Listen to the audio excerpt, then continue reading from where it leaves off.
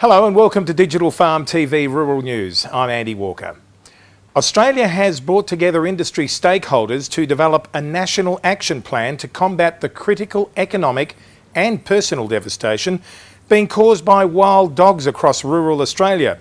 A new national steering committee has been established representing significant national peak bodies and government to guide the project and shape a new strategy for tackling the feral dogs. Wild dogs are responsible for stock losses totalling hundreds of millions of dollars each year from all grazing industries. They are also a source of serious animal-borne diseases. Project Chair and Vice President of Wool Producers Australia, Jim McKenzie, said industry couldn't afford red tape or ill-informed groups prohibiting the use of the tools currently available. A decision announced last week by the federal government to tighten rules pertaining to 457 visas could make it even harder for Australian farmers to find employees, according to the nation's peak agricultural body. Chair of the National Farmers Federation's Workplace Relations Committee, Charles Armstrong, said the government's decision could ultimately hurt Australian farmers.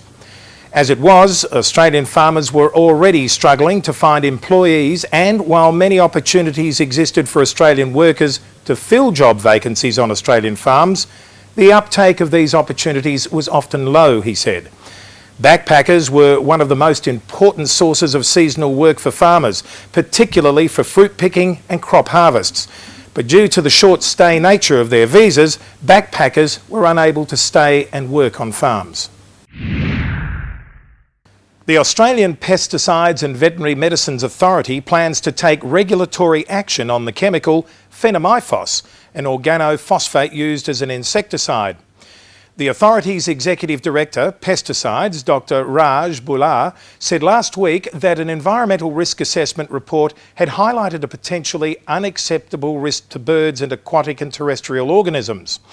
The main food crops of concern included bananas, carrots, broccoli, Brussels sprouts and cauliflower, potatoes, strawberries, tomatoes, citrus, grapes, mushrooms and sugarcane.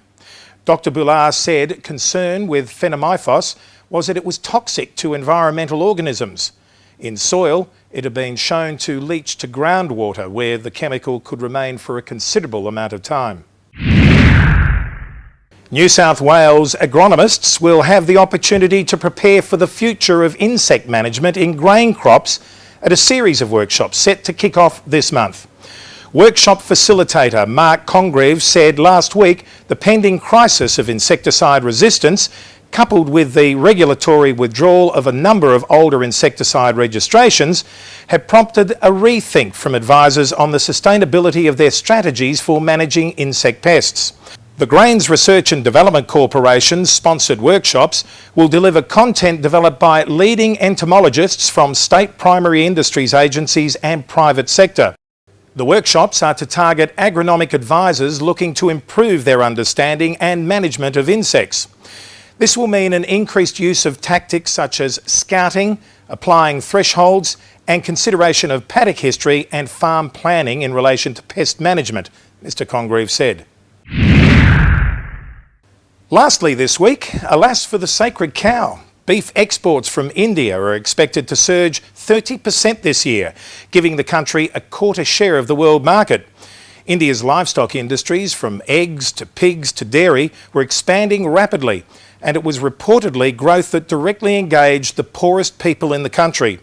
3/4 of India's livestock was produced by small-scale farmers, the majority of them women, and by landless people who raised animals at home. Only 3 years ago, India's market share was just 8%, according to the US Department of Agriculture, which predicts that India will be the single biggest exporter of beef globally. Demand was being driven from the Middle East and fast-growing economies in Southeast Asia, countries that wanted low cost. Well, that's it for Digital Farm TV Rural News this week. I hope you join me next week. I'm Andy Walker.